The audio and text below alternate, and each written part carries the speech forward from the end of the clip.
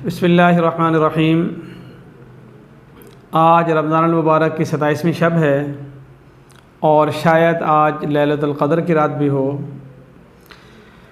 लैलतुल क़द्र के हवाले से दो बातें समझने के लायक हैं। नंबर एक ये कि लैलतुल क़द्र क्या है, इसकी अहमियत क्या है, और नंबर दो लैलतुल क़द्र में एक बंदा मोमिन को क्या करना चाहिए। जहाँ तक इसकी फ़जीलत का ताल्लुक़ है तो ये अल्लाह रब्बुल इज़्ज़त की तरफ़ से इस उम्मत के लिए एक तोहफ़ा है कि ऐसी रात अल्लाह रब्बुल इज़्ज़त ने पहली उम्मतों में से कभी किसी को अता नहीं की। ये पैगम्बर अलैहिस्सलाम के सदक़े अल्लाह ताला ने इस उम्मत को ये रात अता फ़रमाई कि वो थोड़े वक़्त में इबादत करके ज़्यादा सवाब हासिल कर सकें। और ख़ुद कुरान पाक में अल्लाह ताला ने फ़रमाया लैलतुल क़द्र खैरुम मिन अल्फ़ि शहर, कि वो एक रात 1000 महीनों से ज़्यादा अजर व सवाब वाली है। अब वो कितना ज़्यादा है, तो चूँकि अल्लाह का कहा हुआ ज़्यादा है तो यकीनन अल्लाह का कहा हुआ ज़्यादा वो बहुत ज़्यादा होगा। इसका मतलब ये है कि अगर कोई शख्स एक रात इबादत कर लेता है तो 1000 महीनों की इबादत का सवाब तो पक्का, और उससे ज़्यादा भी अल्लाह ताला अजर दे सकते हैं। वो कितना देंगे उसका कुछ नहीं कहा जा सकता। और नबी करीम सल्लल्लाहु अलैहि वसल्लम का सारी ज़िंदगी इस रात की तलाश का एहतमाम और इस रात की इबादत का एहतमाम, ख़ुद भी और सहाबा कराम को भी, यहाँ तक कि अज़वाज मुतहरात को भी ताकीद ये बता रहा है कि पैगम्बर अलैहिस्सलाम के नज़र में इस रात की इबादत बहुत ज़्यादा अहमियत की हामिल है। यहाँ तक एक दफ़ा आप सल्लल्लाहु अलैहि वसल्लम ने एक अशरे का एहतिकाफ़ फ़रमाया, आपको रात नज़र नहीं आई। फिर एक और अशरे का एहतिकाफ़ फ़रमाया, फिर भी नज़र नहीं आई। फिर आप सल्लल्लाहु अलैहि वसल्लम ने 21वीं रात फ़रमाया कि मुझे वो रात दिखा दी गई है, लिहाजा जो लोग मेरे साथ एहतिकाफ़ में थे वो मज़ीद एहतिकाफ़ में बैठे रहें। और फिर आपने फ़रमाया कि मुझे वैसे बता दी गई थी लेकिन फिर मुझसे भुलवा दी गई है। आपने फ़रमाया कि अलबत्ता उसकी निशानी ये है कि उस रात में बारिश होगी और उसकी सुबह जो है वो मैं अपने आप को बारिश में भीगा हुआ देख रहा हूँ। चुनांचे ऐसा ही हुआ कि रात आई और पैगम्बर अलैहिस्सलाम के माथे पर उस मट्टी का निशान था जहाँ पर आपने मस्जिद नबी के अंदर सजदा फरमाया था। यहाँ एक बात समझने वाली है कि पैगम्बर अलैहिस्सलाम को पहले रात बतला दी गई, फिर बुलवा दी गई। क्यों भूल गई थी और क्यों बुलवा गई, ये थोड़ा सा समझने की ज़रूरत है। बुलवा शायद इसलिए गई होगी कि ऐसा ना हो कि उम्मत जो है वो उस एक ही रात पर इत्तफा करके बैठ जाए। हमने एक रात इबादत कर ली है, लिहाजा 1000 महीनों की इबादत हमारी लिख लो। अब हमारी ज़िंदगी इतनी होती है या नहीं होती। अगर वो मुतय्यन रात होती तो यकीनन हम सारे के सारे उस रात बड़ी इबादत करते, लेकिन ये भी इम्कान है कि हम शायद सिर्फ़ उसी रात इबादत करते, उससे पहले और बाद की रातों में हम गाफिल हो जाते।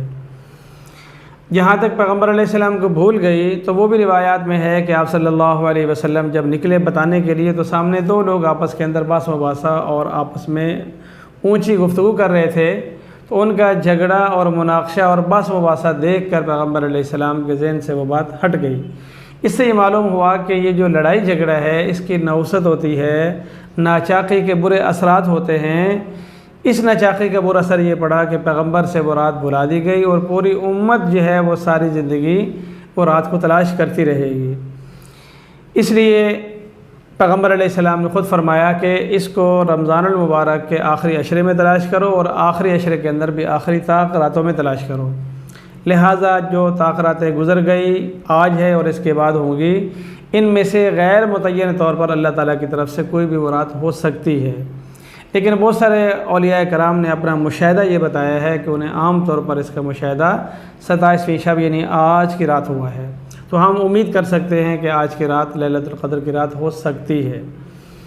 अब जब हम ये जान लेते हैं कि लैलतुल क़द्र में हमने इबादत करनी है तो फिर हमारे पास एक सवाल आता है कि हमें क्या इबादत करनी चाहिए।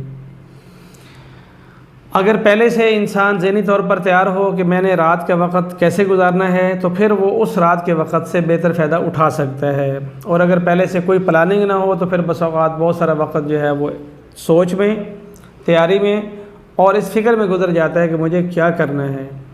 तो वैसे जो औलिया कराम हैं उन सब ने अपने अलग अलग तरीक़े से इसकी वजाहत फरमाई है। एक इसका तरीक़ा ये भी है कि इंसान ये सोचे कि वो एक रात मैंने सारी रात इबादत करनी है, और अगर हम सारी रात इबादत कर लें तो ये बहुत अच्छा है, वरना सारी रात इबादत करना लाजिम नहीं है, बीच में आराम भी कर सकते हैं। रात शुरू होती है मगरिब से, तो सबसे पहले एहतमाम करना चाहिए कि हमारी मगरिब की नमाज़ बाजमात हो, और जो ख़वातीन घरों में पढ़ती हैं तो वो बर वक्त अदा कर लें। और ये एहतमाम जो है वो अव्वल तो रमज़ान की हर रात में हो, वरना हर ताक रात में हो, वरना कम से कम ये है कि लैलतुल क़द्र की रात तो होना ही चाहिए। इसके बाद इशा की नमाज़ भी बाजमात पढ़नी चाहिए और फ़जर की नमाज़ भी बाजमात एहतमाम के साथ पढ़नी चाहिए। इसलिए कि हदीस पाक में आता है कि जो आदमी इशा की नमाज़ बाजमात पढ़ लेता है तो अल्लाह रब्बुल इज़्ज़त उसको आधी रात क़याम करने वालों में शुमार करते हैं, यानी आधी रात उसको इबादत का सवाब मिल जाता है। फिर जो फ़जर की नमाज़ बाजमात पढ़ लेता है तो उसको भी आधी रात इबादत का सवाब मिल जाता है। तो फ़जर और इशा दोनों बाजमात नमाज़ पढ़ने के सदक़े में हम पूरी रात इबादत करने वाले लिखे जाएंगे। जब हम इबादत करने वाले लिखे जाएंगे तो लैलतुल क़द्र की इबादत का सवाब पाने वाले भी लिखे जाएंगे। और मगरिब के बाद आदमी उस रात ख़ास तौर पर अवाबीन के नवाफिल पढ़ ले, थोड़ी तिलावत कर ले, कुछ देर दुआ मांग ले, फिर उसके बाद अपने इशा की नमाज़ की तैयारी कर ले, और उस रात जो है वो खुशू और खुजू के साथ पहली सफ़ के अंदर अगर तरावी का एहतमाम करेगा तो इंशाअल्लाह ज़्यादा बरकत, ज़्यादा रौनक और ज़्यादा सवाब हासिल होगा। इसके बाद मामूल से थोड़ा हट कर कुछ नवाफिल पढ़ लिए जाएँ, और उसके बाद जो ज़्यादा काम करना चाहिए वो एक दुआ है, क्योंकि उस रात अल्लाह रब्बुल इज़्ज़त दुआओं को बेतहाशा कबूल फ़रमाता है। और उसके बाद है तिलावत। तिलावत जो है जो शख्स कर रहा होता है तो हदीस पाक में आता है कि कुरान पाक पढ़ने वाले को दूसरी दुआओं मांगने वालों की बनिस्बत ज़्यादा और बेहतर अता किया जाता है। तो अब अगर फ़रिश्ते आते हैं, हमें देखते हैं कि हम तिलावत कर रहे हैं, बाकी लोग दुआएं मांग रहे हैं, तो वो फ़रिश्ते हमारे हक़ में तिलावत की वजह से सारी दुआओं पर आमीन कह देंगे, तो तिलावत का सवाब भी और सारी दुआओं की कबूलियत भी हमारे लिए इंशाअल्लाह हो जाएगी। और इसी तरीके से तहज्जुद जो है अगर हम आम हालात में नहीं भी पढ़ते तो उसके अंदर अगर हम उस रात पढ़ लेते हैं तो नवाफिल भी हो जाएंगे, और उसके साथ साथ इस रात की तहज्जुद का अजर हमें और रातों से ज़्यादा बढ़कर मिल जाएगा। तो बहरहाल कुछ हज़रात इस रात की निशानी भी बताई हैं, और कुछ का अहादीस से भी ज़िक्र आता है। मसलन ये कि भाई उस रात कुत्ते भौंकने की आवाज़ नहीं आती, या इसी तरह मौसम अच्छा होता है, सुबह जो है वो ख़ास रोशन होती है, रात जो है वो चमकदार होती है। तो ये मुख्तलिफ़ अलामात हैं, लेकिन असल ये है कि इंसान जिस रात की कदर कर ले तो उसके हक़ में तो वही रात लैलतुल क़द्र हो जाती है। और अगर कोई लैलतुल क़द्र की रात ही उसकी कदर ना करे तो फिर वो लैलतुल क़द्र औरों के लिए ज़रूर होगी, पर इस नाक़द्रे के लिए वो लैलतुल क़द्र नहीं होगी। यहाँ आखिर में एक मैं सवाल का जवाब देता चलूँ कि बस औक़ात लोग सवाल करते हैं कि सऊदीया के अंदर चाँद फ़लाँ रात को हुआ था, मलेशिया में फ़लाँ रात को हुआ था, पाकिस्तान के अंदर फ़लाँ रात को हुआ था, और इसी तरह बस औक़ात पाकिस्तान के अंदर 2 चाँद रातें हो जाती हैं, तो फिर 2 शब क़द्र भी हो जाती हैं, 2 27वीं शबें भी हो जाती हैं। तो अब सवाल ये है कि वो ख़ास रात किस मुल्क के हिसाब से होती है और कौन सी होगी। तो इसका जवाब ये है कि जिस तरह नमाज़ों के औक़ात अलग अलग हैं, तहज्जुद के औक़ात अलग अलग हैं, सहरी का वक्त और इफ्तारी का वक्त अलग अलग है, तो जिस मुल्क और जिस शहर में जिस वक्त इफ्तारी का वक्त होता है तो उस वक्त उनकी दुआएं ज़्यादा कबूल हो रही होती हैं। कुछ देर के बाद एक और जगह सूरज डूब रहा होगा तो उनके लिए ज़्यादा कबूलियत की घड़ी वो मगरिब होगी जो उनके यहाँ हो रही है। इसी तरीके से तहज्जुद का वक़्त जहाँ जिस वक़्त रात होगी तो उनके रात का आखिरी हिस्सा उनके लिए कबूलियत का होगा, और जिनके यहाँ दिन हो चुका होगा या रात अभी आने वाली होगी तो उनके लिए वो भी ना तहज्जुद का वक्त होगा और ना और औक़ात की बनिस्बत ज़्यादा बाइस बरकत होगा।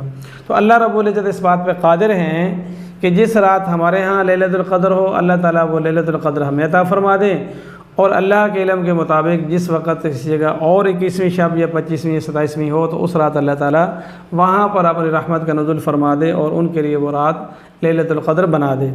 इसलिए ये काम हमारा नहीं है कि हम ये बात जानें कि चाँद का क्या हिसाब है और वो असल वाले लैलतुल क़द्र कब है। जिस रात हमारे यहाँ 27वीं शब होगी या 21वीं होगी तो हमारे हक़ में वही रात जो है वो ताक़ रात होगी, और उस ताक़ रातों में या आम रातों के अंदर जो लैलतुल क़द्र आएगी वो हमारे लिए लैलतुल क़द्र खैरुम मिन अल्फ़ि शहर होगी।